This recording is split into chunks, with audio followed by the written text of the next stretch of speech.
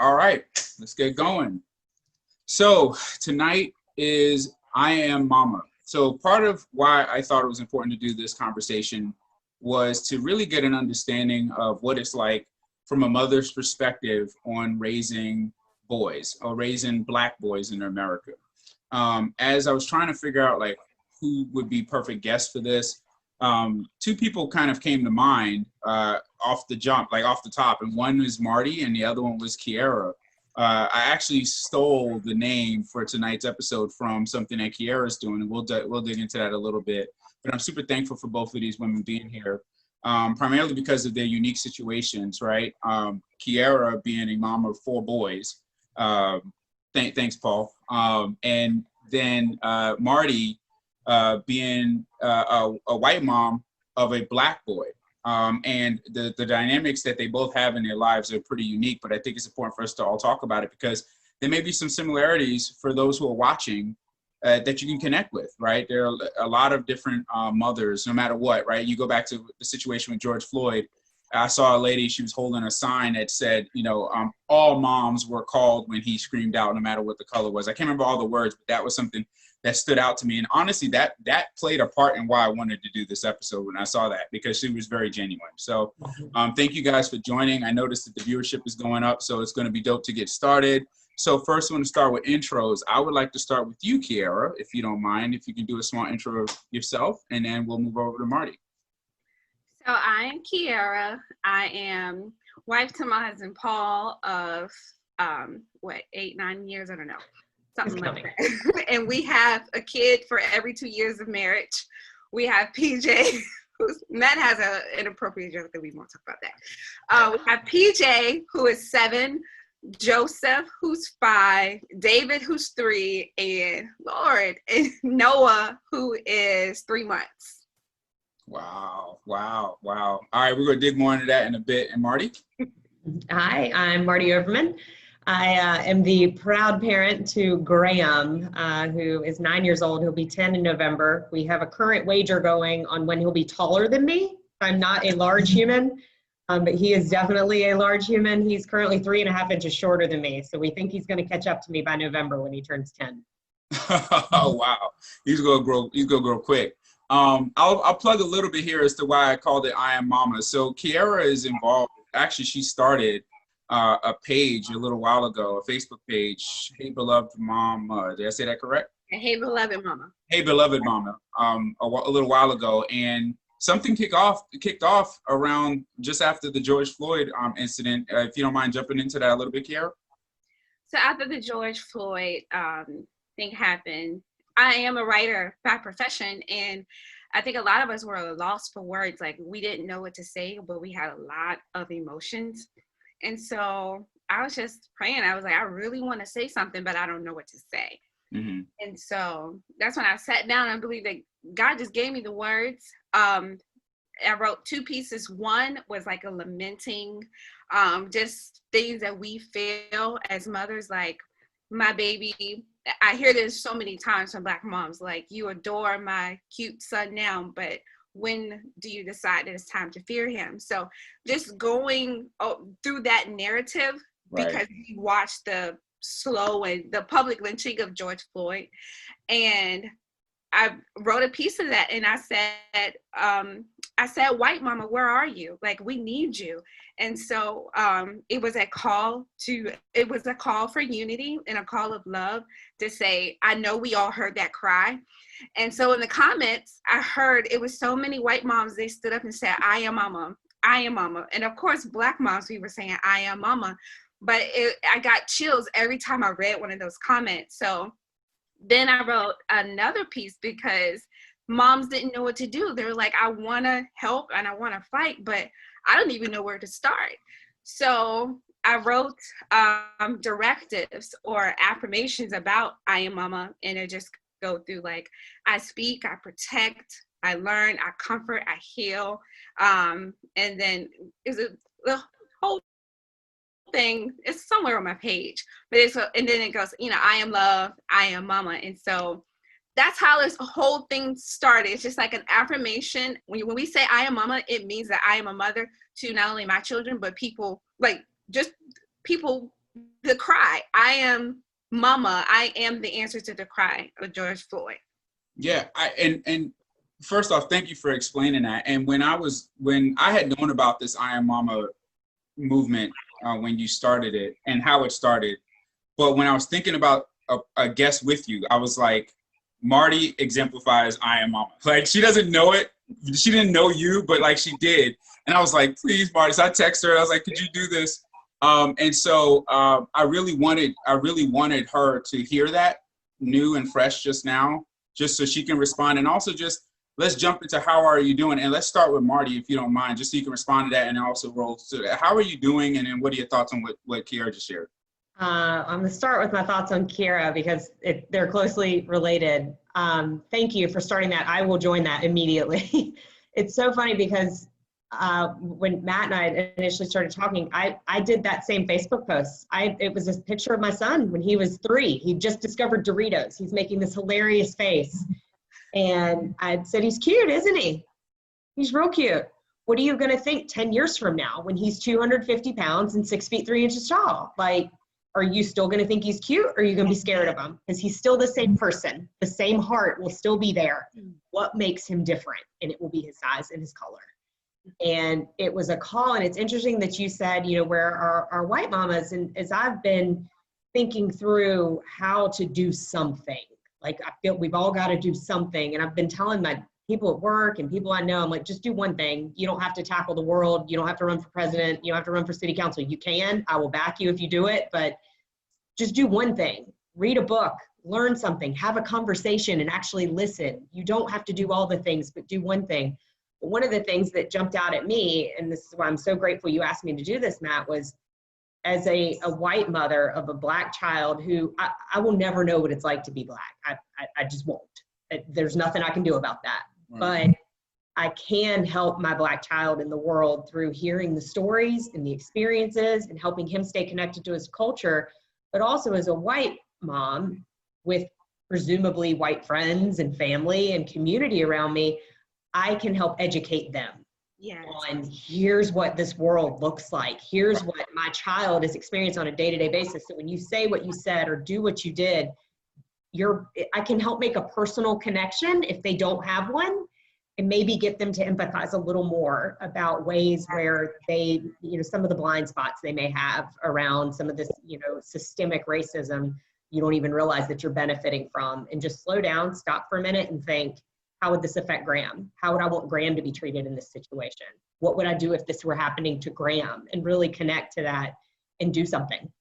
Yeah, that's huge, because I think one of the things that's it's hard, at least I've seen this in multiple areas, I appreciate you sharing that, is that, you know, when you're Black, either if you're a Black guy or if you're a Black woman like myself and Kierra, we're like, all right, white man, white woman, could you do something or whatever? And I don't want to come off as, and now I'm speaking for myself, aggressive where I can be dismissed, right? And so when it comes from someone like you, I think it has more weight. It's just like as if I'm talking to another Black guy and I'm trying to talk to him versus a white guy talking to him. It's going to probably have more weight when I'm talking to him too. So I think it's important that someone like yourself, who is not just a white woman standing up for the African-American concerns and issues, but also as a mother of an African-American yourself, it's coming from the heart. Like, so nobody's going to question your motives. It's like, no, this is my son. You know what I mean?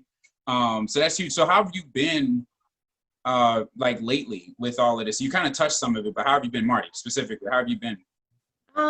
You know, I think I've certainly been a lot more alert and aware, but, you know, I've gotten past the kind of broiling emotions where, I mean, for a solid 2 weeks, I was on the verge of tears every time I talked about George Floyd or about the state of our nation. And I just couldn't get through it without being emotional out of, you know, a legitimate fear and concern for my child. And I've now moved to a place of action. And, you know, so I'm feeling a lot better because I feel like there is a lot more openness and opportunity to speak and to listen, you know, through a forum like this with civil conversations. I'm seeing a lot more people who are willing to talk.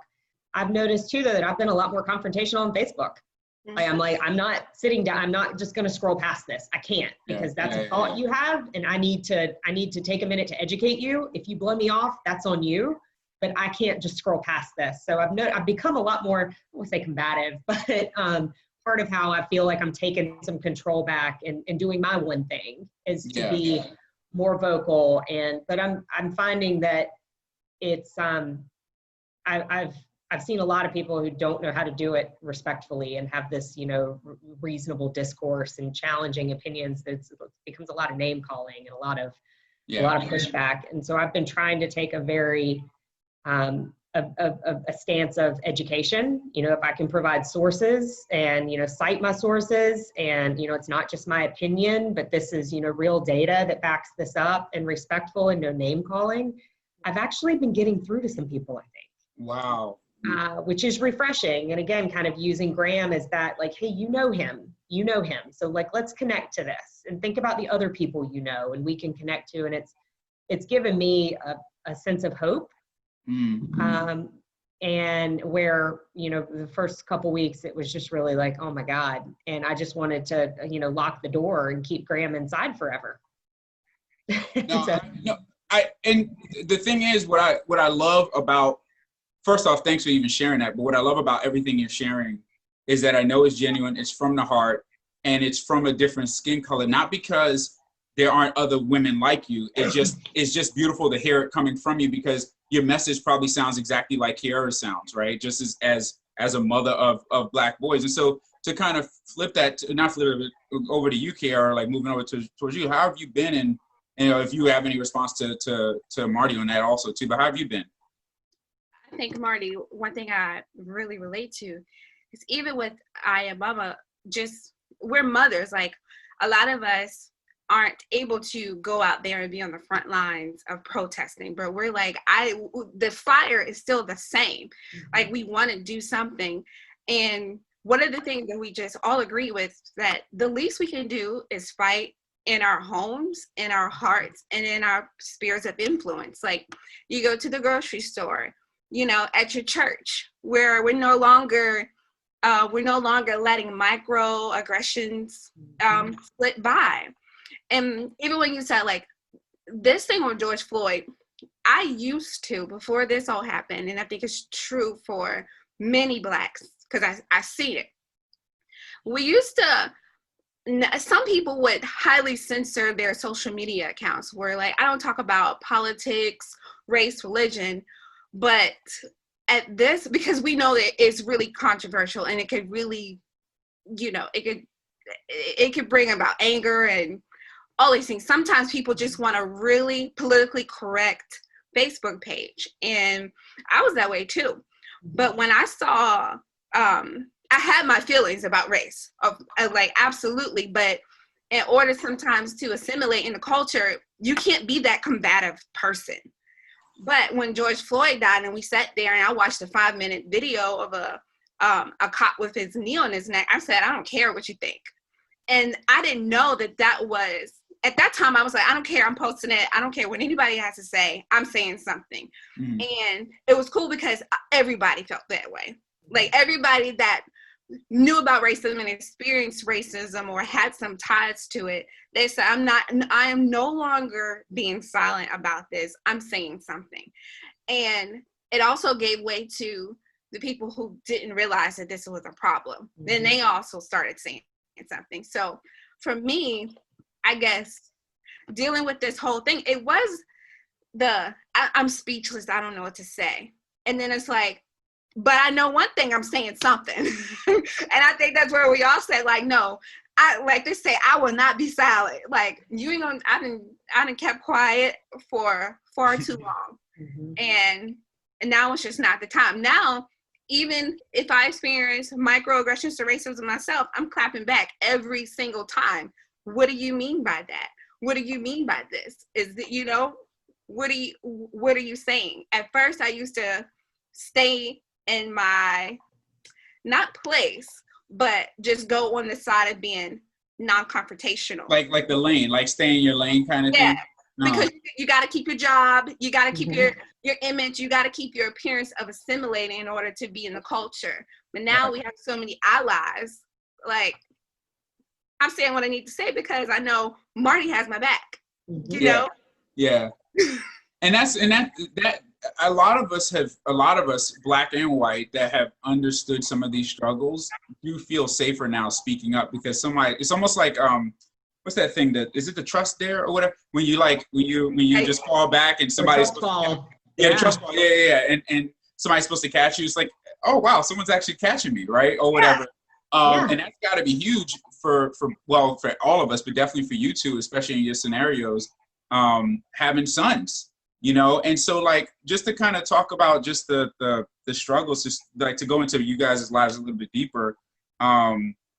Marty, I'm gonna kind of raise you up a bit. What is it? What has it been like, you know, for you? Can you give us a little history when it came to Graham and you, and just your world of being a white woman with a black son?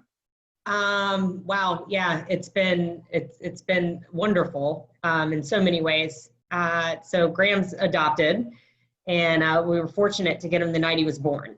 So we did a domestic adoption. He was born in Mobile, Alabama. I often tell him, I am the only mom you've ever, like, your birth mother gave birth to you. I was there the night you were born. I'm the only mother you've ever been with, you know, while you've been on this earth. And explaining to him how much she loved him to give me that great gift of getting to be his mom. He's the most incredible child. He is full of spirit and life and creativity, and can hold a conversation with anybody and happily does it. He knows no, which is disconcerting in its own sense, but he's just always been so much fun and just the light of my life. And it's been so interesting. So when we were first pursuing adoption, we went to several different adoption agencies, and there were some that specialized in African-American adoptions. They said that we have our African-American adoption program and we have our Caucasian adoption program. And they've had two different cost structures. Well, why is that? Well, it costs less to support an African-American mom than it does a white mom. I'm like, that doesn't really make much sense to me. Started getting in more and more into the process, and discovered that there was a tremendous need for Black babies, specifically Black boys, to be adopted. We worked with a consultant who would send us a list of all the waiting mothers. And so those are women who have said, I would like to give my child up for adoption, and they're just waiting to be matched with an adoptive family. And it was often 15 African-American moms, one white mom. And wow. You know, so just to give you a sense of the scale of how many more babies there were, and we just wanted a healthy baby. And I called my family and I said, this is what we want to do. We want to adopt a Black boy. Like that's there. We feel called to do that. And I said, I just want to make sure you're on board with this, because you're going to have some conversations at some point with people when right. You're out at the store with him, or, people are going to give you maybe some glances. We live in the South. Like this could get interesting. And they all were like, absolutely, we're in. Like, we love you. We will love him. Like, yes. So it was so weird though to now think back and think I had to go and make sure that I knew my family would support it, everything, but it was just, it's kind of odd in hindsight. Anyway, so, bringing Graham into the world, all we've experienced is a tremendous amount of love and support from our community. And I've often said, if there's someone who like maybe thinks it's not a great idea, they just keep walking. We've been stopped so many times. I've been stopped, hey, thank you. This one older Black woman saw me outside of Whole Foods, and Graham was maybe 2.5 or 3.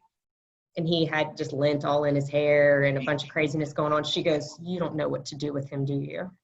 And I said, what do you mean? She goes, with his hair. And I was like, it's a challenge. And she said, can my daughter watch him? He was sitting out there eating ice cream or something. I said, absolutely. She goes, come with me. And she takes me inside and takes me like olive oil and coconut oil. And she's like, these are natural, do this, get it wet, but not too wet. At Whole Foods. Yes, at Whole Foods. I got goods. You got you in that. Hey, they got you in that coconut oil. I mean, that's yeah, it is expensive, but totally worth it.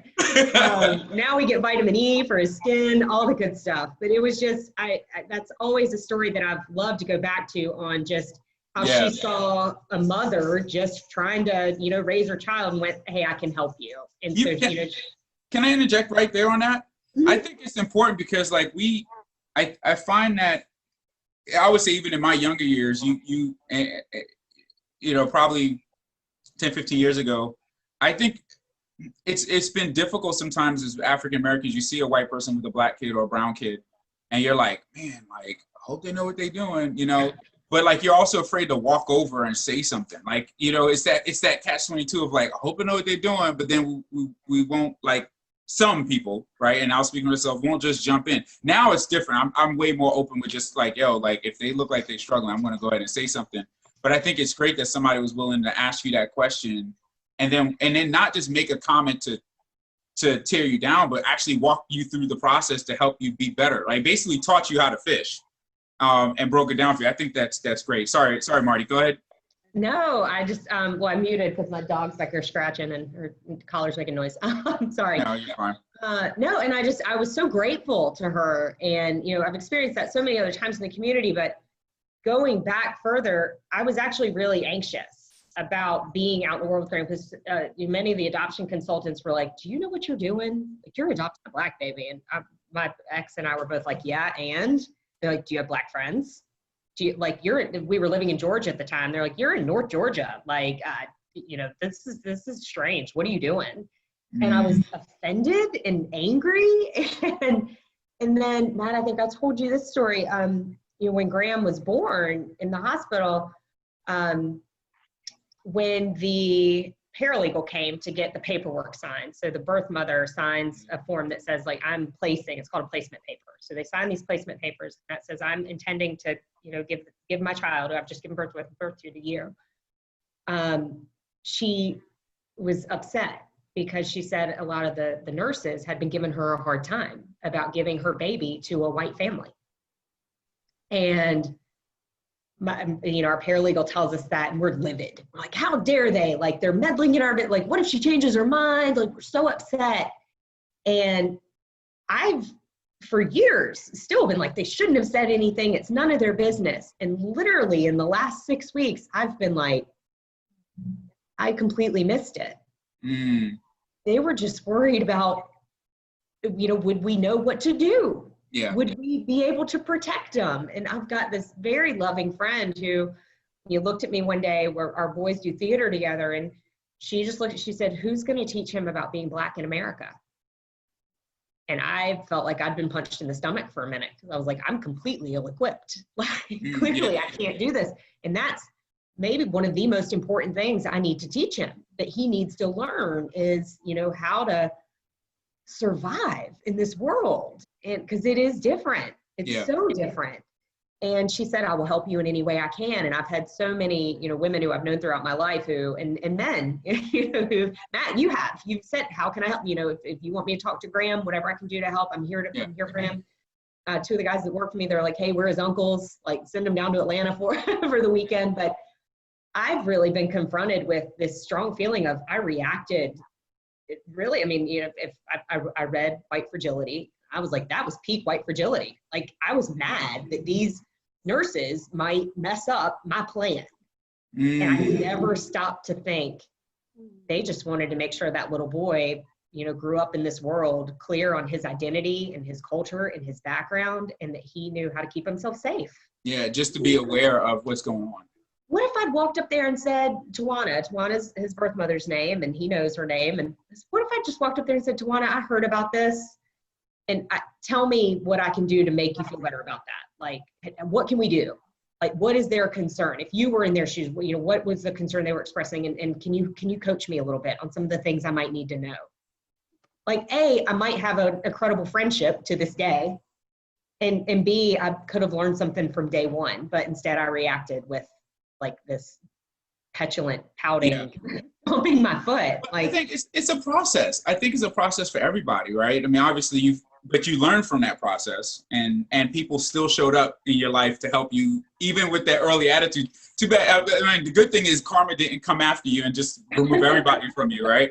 And I think that's great. Appreciate you sharing that history. I mean, that's huge. So, like, to switch a little bit over to Kierra, like, you got 4 boys. I got 1. I think about 1. That's it. For you, you know, having 4 boys, what has it been like for you? You know, what's been going on? It's one of those things that I feel like, Marty, you didn't have a grace period where you were introduced to the possibility. Like, I think in Black women, we have children, and we know unfortunately, it's a part of our culture, where we're like, this is a lifestyle where we just have, you know, nobody has to teach us what to teach our kids concerning race. We know it because it was taught to us. So because you were in a position to be taught those things, you didn't know what you had to teach. And so like, here you are, and it's a really unique position. And like, don't beat yourself up too bad about that, because love fueled your anger, because and I may cry. You were there, like you saw why you wanted to adopt a Black boy. You were intentional about adopting him, and you go through all of these things, and you get to the end, and it's almost like fear, like, please don't mess this up. Like, I'm sure you loved him there. Like, I mean, you didn't give birth to him, but I would say you would be his birth mom, because you're the mother that he's had since birth. And so the only connection that's different between my sons being my sons and your son being your son is that I was pregnant with them. But like, you were there, you know, like, you mothered him since he was here. And so you being introduced to this whole world, and he's a newborn. I came into the game knowing that. I knew that, you know, we're going to have conversations, and we're going to have more conversations down the road. But nobody confronted me with such heavy things. I got to enjoy the bliss of having a child. And you were confronted of like this brick wall of race and fear. Like, so much fear was there in that environment. And so my heart goes out to you. Like, it was a joyous occasion, but then the reality of it that I eased into, and I'm steadily easing into, it was just like, oh no, honey, you need to know this. And so, I mean, I understand all of it, because it has been a stigma with white parents adopting Black kids, just for the cultural knowledge, but you're your baby's mother, and nobody can ever take that away from you.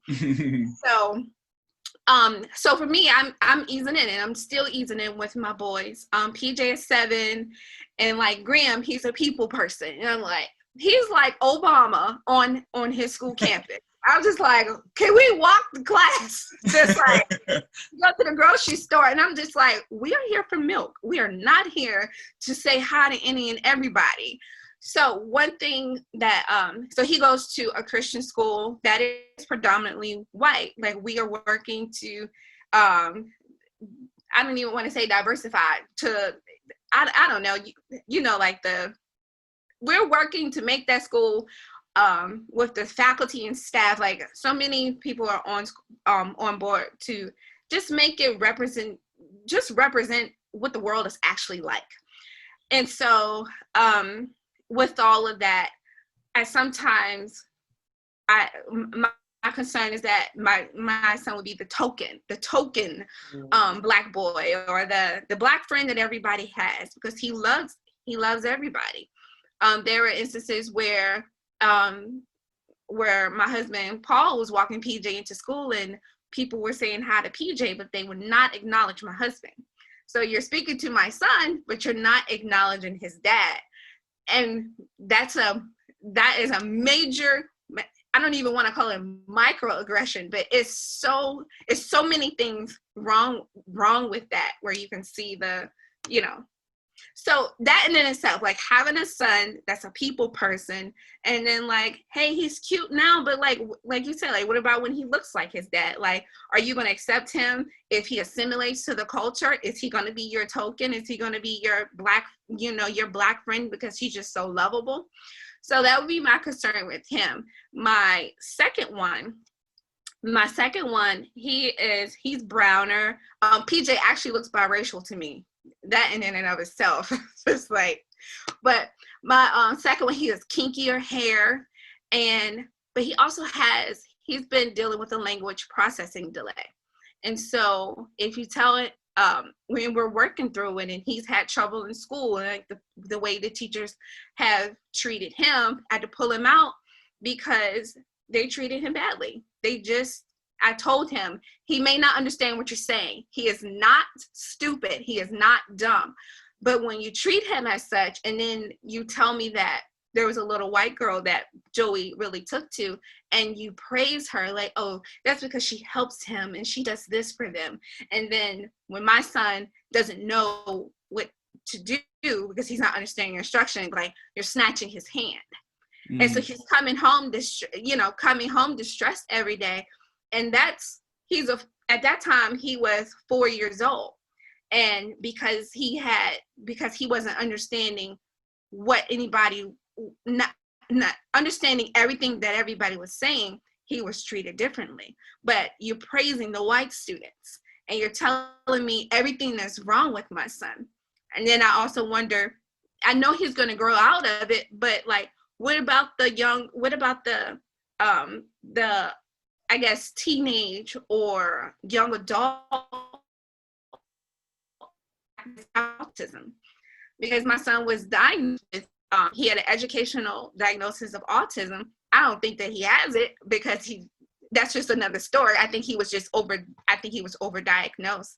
But what about the kids who don't understand? Like, if he were to get stopped by, because when you have autism, if you get stopped by police and you have sensory things and there's lights and there's people touching you and they don't like people touching them, what happens to little black boys? And they say that black boys are way more likely to get autism for whatever reason than any other race. What happens when these kids grow up and get stopped by police? Like, what's gonna happen? Are you gonna shoot him dead just because he's freaking out because of the sensory thing? So these are things that I have concern about. I have I have my two younger ones. One is really light and one is really dark. So I'm just wondering like how their color is gonna play into how they grow up. But right now, my biggest concern is my most brilliant child, Joey, like in the school system, knowing that he has so many strengths, but his strengths being labeled as a disability.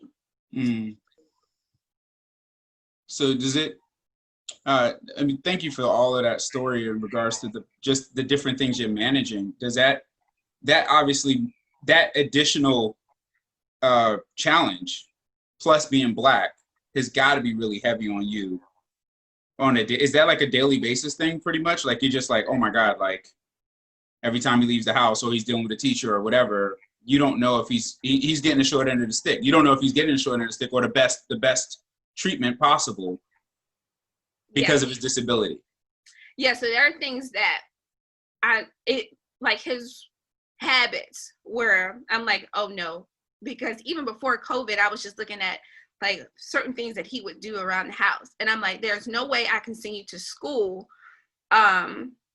because of where we live, and I know it's like this in a lot of places in the country, you gotta either pay for private school or you gotta pay to live in the better neighborhood to get the better school. Mm-hmm. School that we're districts for, he did not do well there, so I wouldn't want to just put him there again, even with the IEP. I'm just looking at his personal habits, and COVID or no COVID, he was going to stay home with me this year, and I was going to homeschool him just to protect him, because I don't think that they would have given him the benefit of the doubt that, oh yeah, he's brilliant first, but he has these challenges, versus being like, oh, he's autistic, just come over here and sit down. Or not even challenging him, challenging his intelligence, and just giving him a leg up in education versus just doing whatever just to make sure he meets the IEP. Yeah. Do you find that with, like you just said, with him specifically, dealing with all of the educational piece, do you find that when you're trying to focus there, that it's hard to balance the other three because of that? Does that make sense what I'm saying? Like, with the heightened level of focus that you have to give to him? Yes, he has gotten a lot of our attention. Like even before this whole thing started, I was I ordered books. One of them was called like the Einstein Effect. I think it was by like Thomas Sowell and Late Talking Children. So I'm here trying to research things that I feel like I got a misdiagnosis. I feel like they just put them in a bucket. So I'm trying to read and figure out, like, reading stories and case studies about children with symptoms like his, so that I can figure out how to best give him a leg up in society, because I know we put our first one in private school because I know that this primary education is so important. Not college, is what we're doing in elementary school and middle school and high school that gives your kids the best opportunity. Because we've seen kids get good grades in college in city schools, but because the standards were so low, or the school system was so bad, I would rather to say, and they went on to college and didn't do well. So I know that these formative years, I'm really fighting to close the gap with my kids. And this second one, I'm just like, I don't want to homeschool. Mm-hmm. I don't. I think it's interesting that when you bring up some of these challenges of obviously having the multiple boys, but then also having the learning and you said he's like he was diagnosed, right? So he's on the spectrum. Yes, they said he's on this. So everything's on the spectrum. That's the complicated part. Everything's on the spectrum. So you could say on the spectrum. Yeah. Sorry, go ahead, Marty. You were about to say something. Go ahead. I was just going to share with Kierra that my older brother, when he was 6 years old, was taken to a speech therapist. They were like, he's behind, he's not talking, he's not participating in class. They thought he was, this was the 80s, so they just said that he's slow. And couldn't figure it out. Took him, got his IQ tested. His IQ was like 156. What? And it turned out he was just bored. He's like, I don't want to participate. I'm over this. I'm not doing what you people want me to do. And he has his entire life been very stubborn, very willful, but he's brilliant. And he does what he does, and he does it when he wants to do it. And he's now he's a genetic scientist. Like, he designs blood tests for the LabCorp. Like, he's brilliant. But he works in a lab by himself. It's more of a personality thing, and he finds his place in life. And so I hope yours gets the chance to find his place in life. Thank you. Yeah, that's sure you'll guide him that way. What'd you say, Kierra? I say your brother sounds like Joey. Joey he gets up in the morning, he gets up in the morning, he goes to the playroom, he may turn on some music, and he builds these elaborate trains. I mean, freaky stuff. I'm like, interlooped, and I'm like, whoa, that's above my pay grade. Yeah. Awesome. I mean, so he's on his path.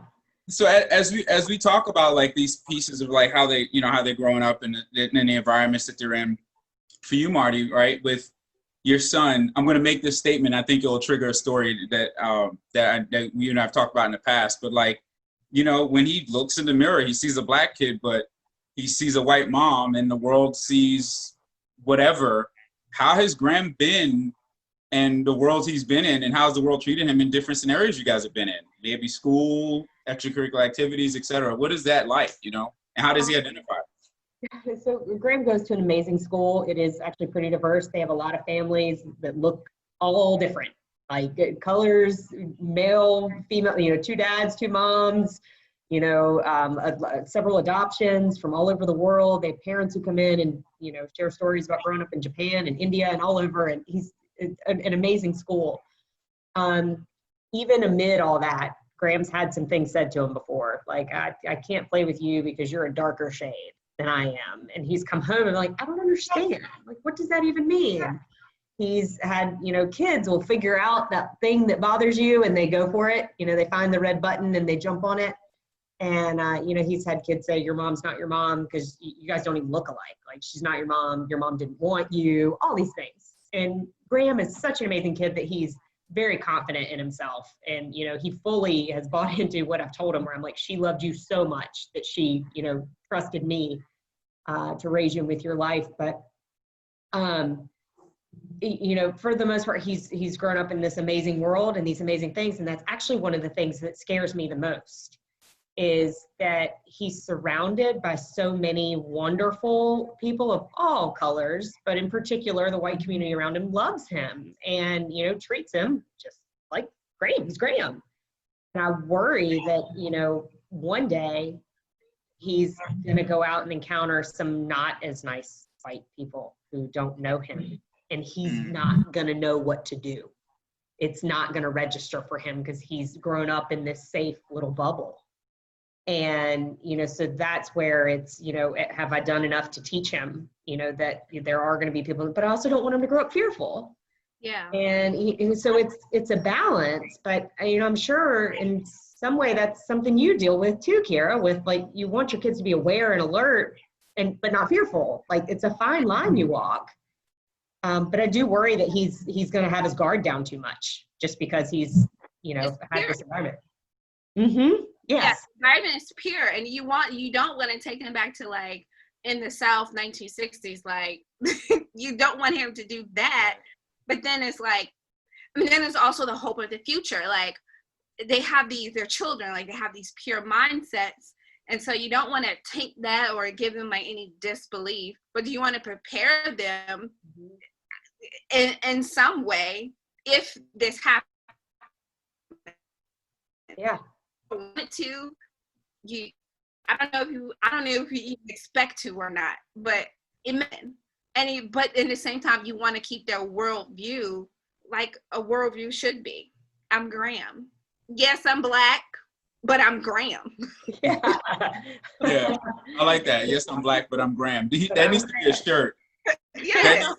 Yes, I'm Black, but I'm Graham. I love that. And I you know, for you, like Marty, like I kind of, you know, from when we first met, it's been a little over 4 years ago, and I think I found out about your son within months after that.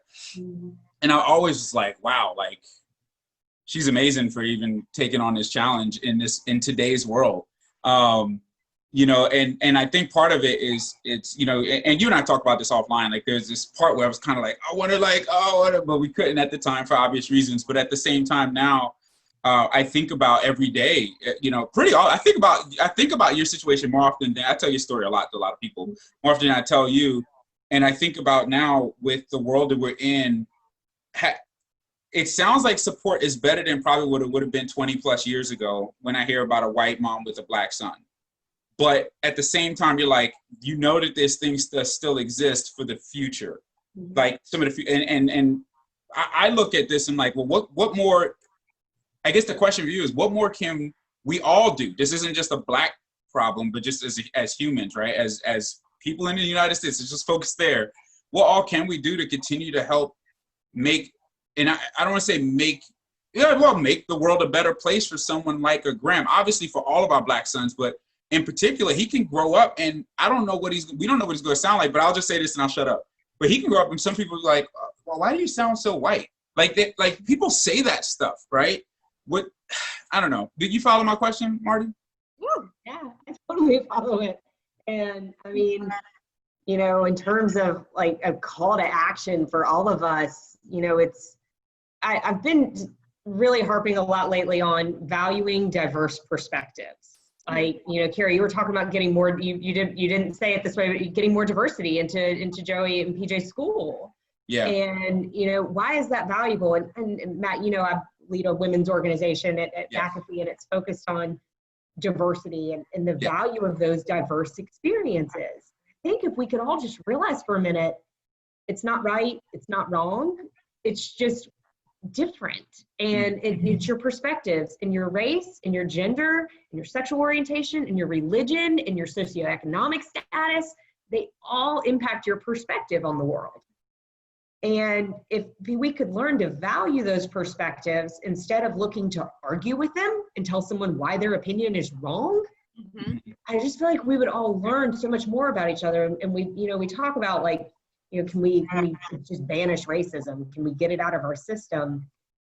And I'm hopeful that we can, but I think we've still got to honor the various colors and you know, backgrounds and cultures that come with that.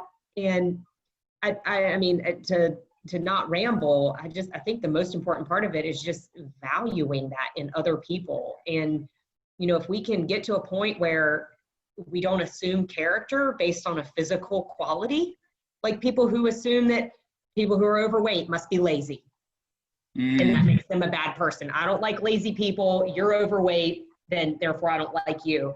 You don't know what's going on there. You don't know that story. Like, come on, you know, get past the physical aspects and focus on the people. You know, I always show Graham the palm of my hands, and I put the palm of his hand up. By the way, his hand's larger than mine now. And they're both pink. They're both pink. I'm like, we're a lot more alike than we are not. And so just sticking to that and removing all these judgments that we base on people based on their physical qualities is so important. And it's going to be some of the hardest work we do because we grow up with all these things that are embedded in us. But I think it can be done. And I think through telling more stories like this and, you know, making personal connections and developing that empathy to someone else's walk in life and just valuing how that perspective makes everything we do better. There's a reason we need more women and people of color in the boardroom. It's because when people who all look alike and have all had the similar life experiences are making decisions, they're going to make the decision based on what they know. Yeah. You need people who've seen and done other things.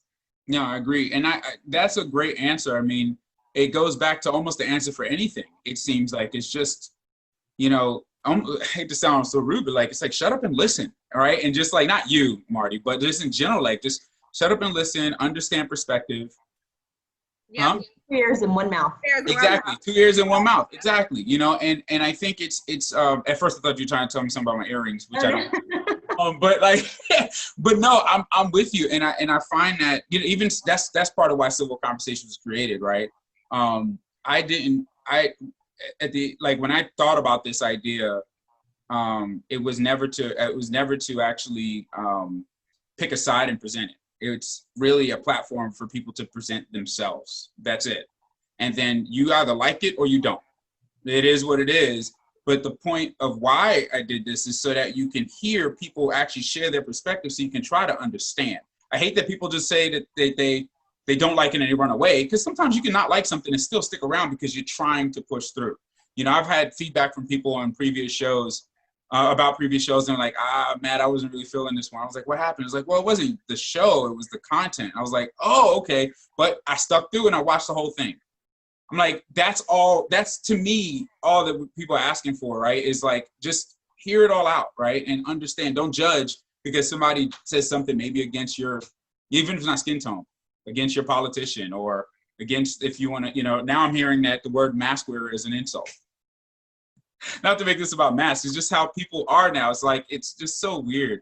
But for you, Kierra, just on the, you know, managing the 4 and everything like that, for you, like, what is the future? How do you feel about the future for you, right? You know, when it comes to what do you need, right? And you already kind of touched it when it comes to the special needs and et cetera. But, you know, you got 4 boys all under the age of 10, and you know, what can we do in the next 5 to 10 years to hopefully, as teenagers going into their 20s, maybe, to make it a better place for them? I think the one thing, and this is a personal request, I don't want white women to be afraid of Black men. And that has been my number one thing, because I've been in situations where at my last job, or at a job that I work at, it was a mass email sent out to the company that there is a suspicious brown man walking outside. And this is like when the sun was setting, like at 5, like at close time. And, you know, just to beware that because a suspicious brown man was outside. And he, I don't know if they had called the police or the authorities to make sure that everybody was safe. But we're in Richmond City. We're downtown. There are people who are homeless. There are also white people that are homeless. What makes you think that a Black man outside of the building is suspicious enough to alert to send an all staff email? Now, let's say that man was drunk, but he was minding his business, walking down the street saying crazy things. Is he bothering you? Is he a threat to you? Did he make an aggression at a person? Drunk people do crazy things. I'm just like, okay, let me give you the benefit of the doubt. Maybe he did make you have a side eye. I might have side eye too, but like, I want society to say, Black man, whether he's intoxicated or not, whether he's at a party, whether he's doing Black things, like dancing and said, hey, hey, like doing Black things, like, right, hey, like, and it's funny, you can hear Black people dancing, like, you know, when we start dancing, because it's like a, you know, we start making noises. Right, it's just what it is. So I want, and I know that sometimes a lot of that fear comes by the way of white women, where I don't feel, well, they may say like, I don't feel comfortable about this, so I need to call in, or I need to assert my privilege to make myself feel safe. But when in fact, like I said, if that man was drunk or not, if he did not put his hands on anybody, he's not bothering you. He's not a threat until he makes an aggression at someone. So for me, I know my personal request is that white women in particular is who I'm really calling out to, because women are like, we're strong, but we can use our sense of vulnerability to call for protection. And so if we're using that call for protection against another kind of people, then that's when it gets really, we're always trying to get protected from one people group, then, and I know it just goes back to like, it's age old. It's a false narrative that Black people are aggressive, they were a threat, they were criminals. Even on the I Am Mama post, there were people, and one was a retired police officer. I didn't go looking for these nasty, racist, hateful comments. People were sending them to me, calling my sons 7, 5, 3, and 3 months thugs. Like legitimately? You saying this? They're smiley, happy, adorable children. Yeah, they like saying that I don't remember the comment verbatim, but I saw the word thugs in association to the picture of my 4 sons. And the other one was, the most comment I heard was, we're the 4 baby daddies.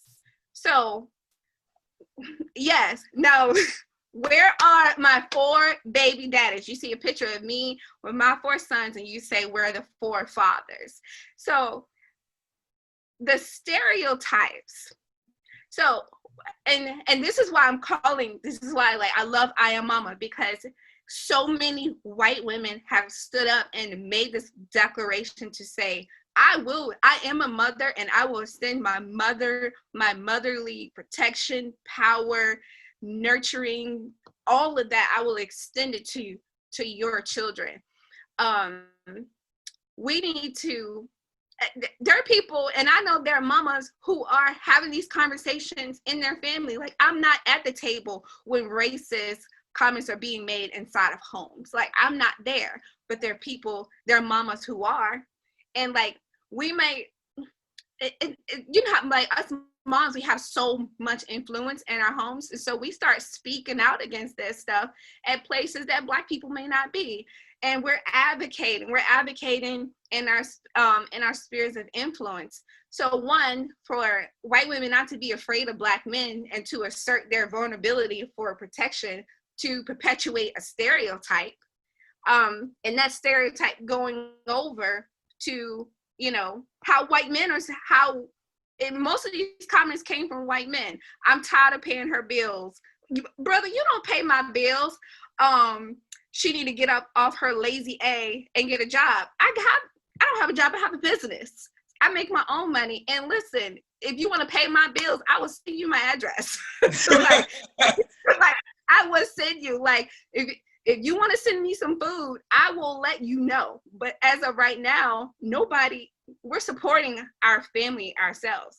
And also, if I was a white mom who, and I'm kind of tangent and talking about these stereotypes, but I want these stereotypes debunked. I want them to go away, because as a married Black mom with 4 sons, you think that just because just because my husband is not in the picture because he's taking the picture, you asking him where the 4 baby daddies are. However, if I was a white mom with 4 sons, you would have said, oh, that's very nice, or you would assume that the husband, you would have created, I don't know who you is, but I'm speaking to, I don't know who I'm speaking to. Y'all know who you is. You assume that the dad is somewhere else, maybe at work, maybe outside on a tractor. You assume that there's a dad, but he's not in the picture. Or if it was a baby daddy, you would call it a blended family. Yeah. So baby daddies exist, okay? Baby daddies exist. White family, black family, Asian family. It's everywhere. It's everywhere. There's no race. Yeah, there's no race excluded from that. Yes, everybody has a baby daddy in their family makeup.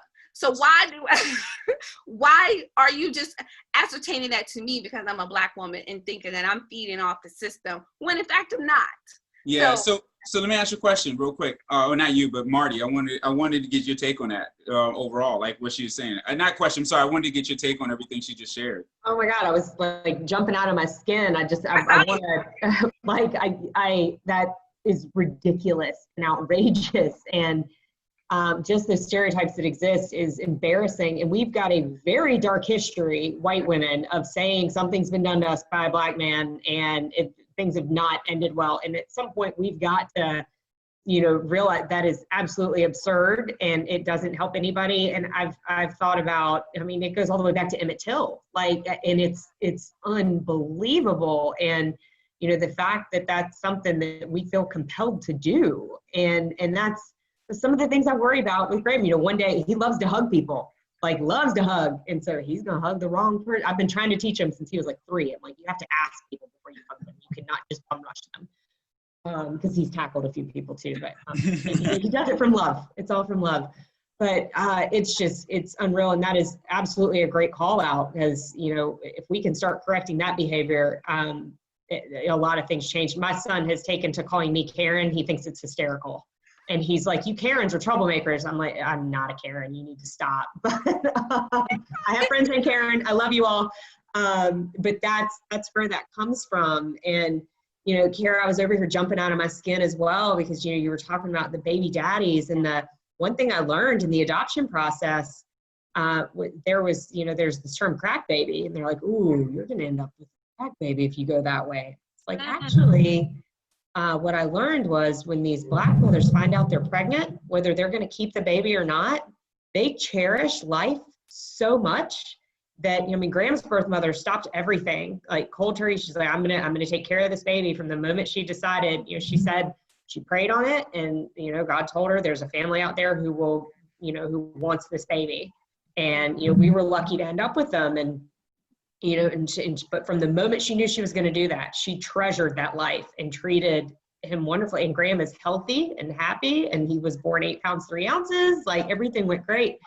And that was my first instance of all these presumption, or not my first, but that was a realization for me of, where this term really comes from and what it really means. And the fact that it's probably far more common for there to be white babies born addicted to cocaine than it is for there to actually be crack babies, just because there is so much value placed on that human life. And it's just, again, kind of dropping all these assumptions would do everybody so much good, and white women would be so much less stressed out walking out around in the world. Yeah. And it's just my experience of, men of color in the world has been that they just want to protect me. All of you men just want to protect the women. You guys just want us all to be safe. And yeah, are there some bad seeds? Absolutely, on every side of every equation. Right. And 99.9% of the time, it's been that you and Anthony and Warren and all these men have just wanted to protect me. Yeah, and it's funny you say that, because I was about to probably further prove your point as a follow-up question. It's like, what can I do as a Black man to help you as a white mom of a Black son? If you're speaking to every Black man in the United States of America right now, how can we help? You already do it. So many of you already do. And it's, being good role models, and, but continuing to fight through these barriers. It meant so much to Graham when I took him to see Aladdin on Broadway. The genie's played by a Black man. And he saw Graham and he said, come here, let me sign your playbill. and talk to him. And, you know, Graham engages with him on YouTube. He watches his YouTube videos and all that, but to continue seeing more and more men of color in a variety of roles, I think is one of the most powerful things. But also, you know, you've done it, you know, the men I work with have just said, how can I help? And this is something that I found especially interesting. I said, thank you. I know I've said thank you to you. I've said thank you to one of these other men via text. And I was like, thank you. It means so much to me that you're there. Like everything that's going on, all the things you have to worry about as it is, to reach out to me and say, I will help you with your son and help him, you know, with awareness in the world. He said, no need to thank me. It's my responsibility. Yeah. And that hit me hard because I don't want to lean on anybody. Like, I don't want to ask for help, but we've got to ask for help. So, you know, long answer to your question, but continue doing what you do. Show up in more places. Fight to be in those places. Tell me how I can help you guys get to those places. Because if our children see you in those places, then they know it's real, that they can do it too. And, you know, that representation is so, so very important. But also keep offering to help me, because I'm not good at asking for help. That is so good. Moms, we are just not, we don't want to bother anybody, or we don't want to burden anybody. But the fact is that we need each other. Like, we need community, and we really cannot do it without. It's like, you know, when they say it takes a village to raise a child, but like, what if I don't like the village? Like, then I don't want to raise a child. I need the village. They're like, once you find your village, like that, keep offering, and then maybe we'll come around to asking.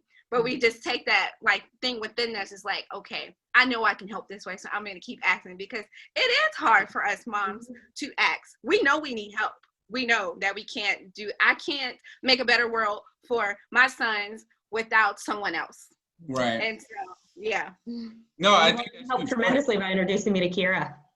Hey. I know, Marty, I feel like you're my girl. Like, no, but these are the type of conversations that have to happen. And I'm hoping even those who are viewing, I know there's several that are viewing right now, it's important to have these conversations across the races, and across different demographics, socioeconomics, et cetera, because socioeconomic demographics, et cetera, because you end up finding, like your analogy you brought up earlier, Marty, around the palms of yours and Graham's hands, like there's a lot of things in common that we have, right? I mean, just between the two of you alone, when we start talking about just being a mom, it's like you can pretty much say the exact same things in the opposite direction, or you know something's down the road for you because of your situation by having a Black son for you, right, Marty?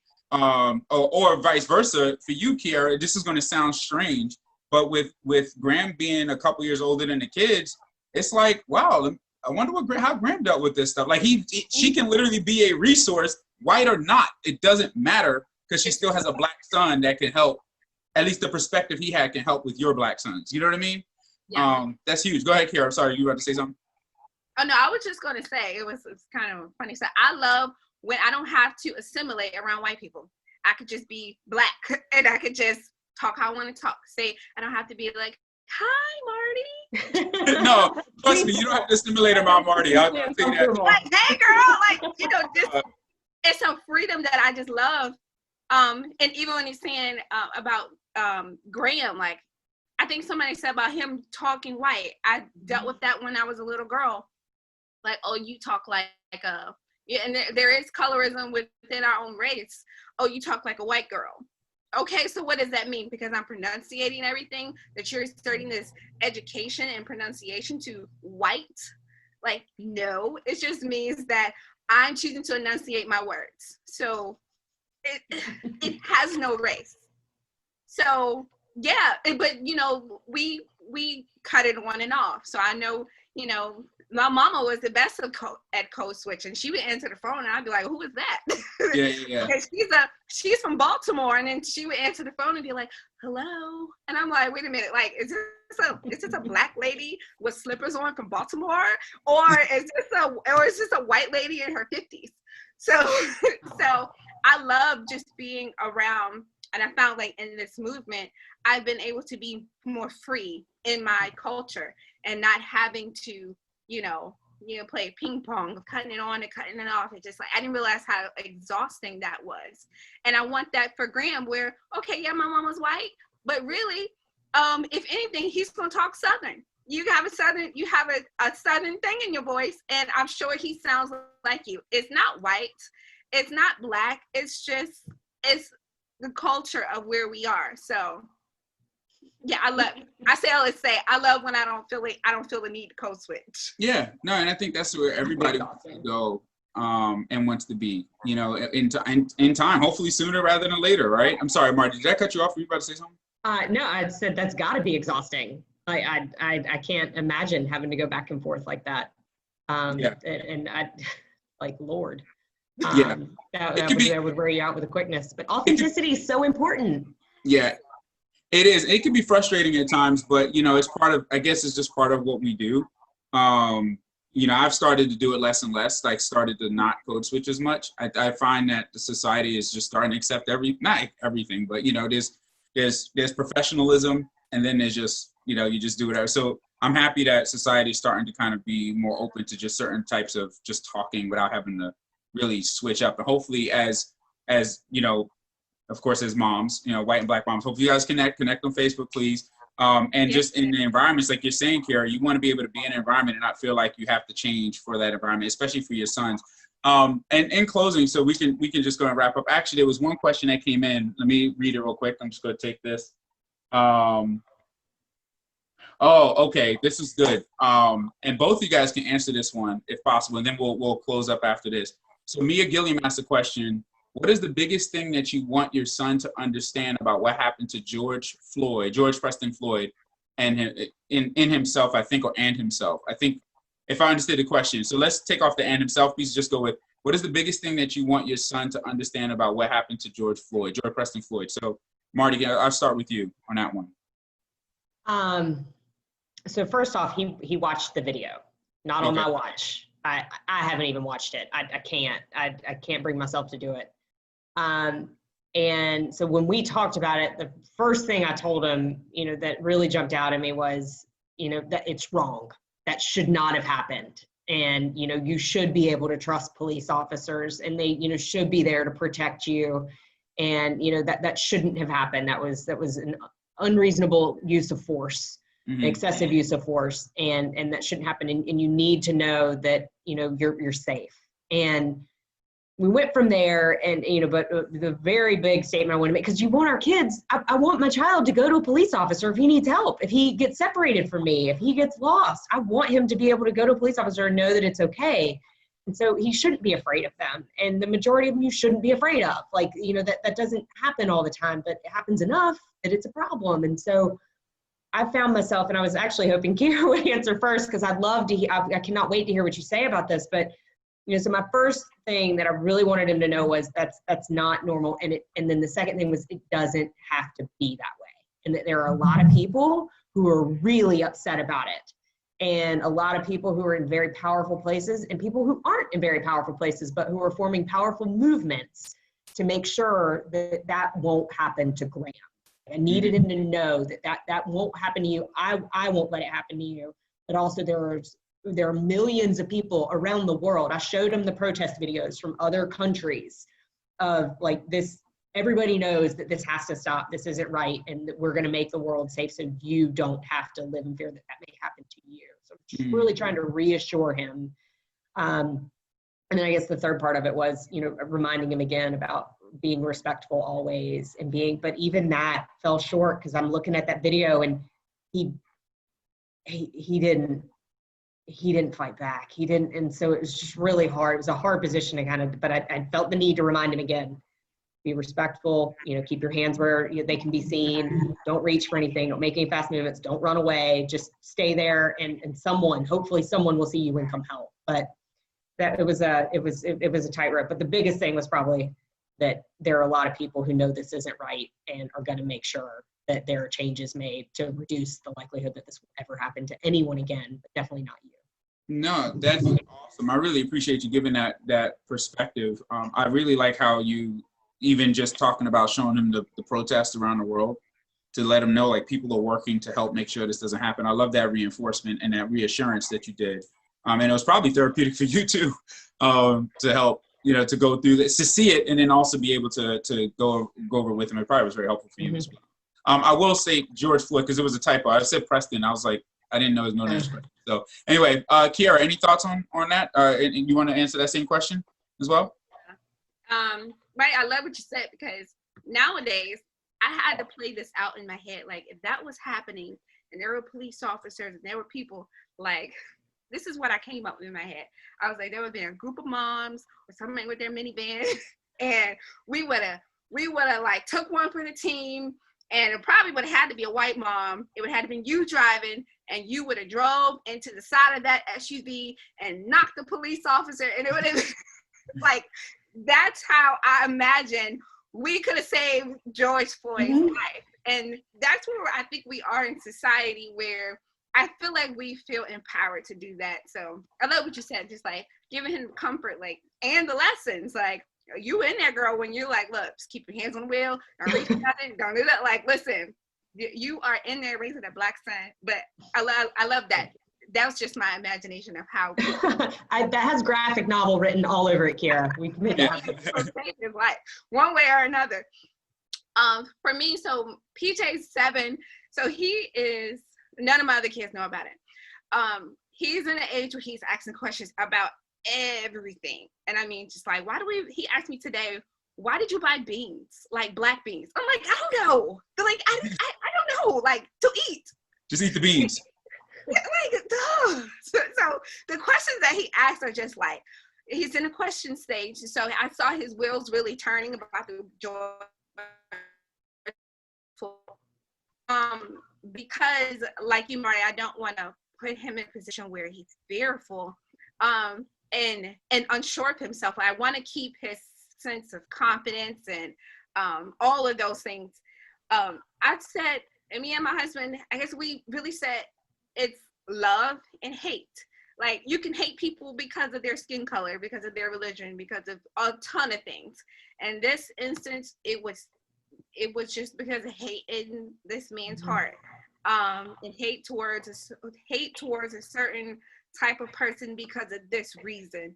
And him understanding that love and hate dwells on so many different levels. I just didn't want to make it like so plainly race related that it kind of tainted his worldview, but to say like at the bottom of it, like if he loved if the police officer loved George Floyd, it wouldn't have happened. But because there's a scripture that says like hate kills, and we saw hate killing, like hating somebody is like murdering them in your heart. And so what we saw was the actual murder of hate happen. So just me just kind of balancing, he's not ready for like a really heavy race talk at 7, but he understands love because all children do. Like they just exude that. That's why Graham hugs everybody. He understands love. Therefore, he can understand what it means not to love. So that's how we approached it. Just to kind of, it's hard. It's like double Dutch. Like, I need you to know. I don't want to tell you too much, but you got to know. But it's really this and that. So we're Graham's grandmother once described it as luggage. She said, I'm only going to give you as much luggage as you can carry at your age and size. That's perfect. That is perfect. So I was trying to think about what can we fit in that piece of luggage? Yeah. You know, and what's appropriate. It's a hard road to walk. No, that's perfect. So ladies, I want to thank you both. Let me just address everybody. So first off, I think the thing that is important for everyone who's watched this or had enjoyed this, watch this conversation or listen in, and also for these two, it's important for us to understand that, specifically for this episode, moms have a lot in common. In this case, what we did was we brought these two mothers together around having black sons, but moms love their kids. They love their boys, they love their girls, they love their family, and they're going to do whatever it takes to make sure that they're raised properly and ready to take on the world. When it comes to raising black sons, Marty and Kierra have had very specific situations that have come up in both of their lives with their kids that has challenged the way that they may have to parent just a little bit more uniquely, just based off of the fact that they're black sons. What I find that's beautiful about it is that the love that they have for their kids aren't to me any different. You know, when I listen to Marty and I listen to Kierra, they just love their kids. And I think for us to get out of this conversation, and those who are watching, have the conversations with people that are in your circles to understand what is going on with them, especially for those that you know may be raising or having unique scenarios. One, Kierra having 4 boys. Find out her perspective. Or with Marty, you see a woman who has a Black son. You have plenty of women plenty of families who adopt kids from multiple countries, right? Just kids of color. Find out what's going on with them, not to criticize because you don't know, but to really understand and empathize, and maybe you can help as well. Because sometimes just knowing that somebody cares is relief for them as well. So thank you guys so much. I want to thank Marty Overman and Kierra Henderson for joining me tonight. I'm going to end the live stream. Those who joined, thank you all very much. And I'll see you guys on the next Civil Conversations. Peace. Thank you.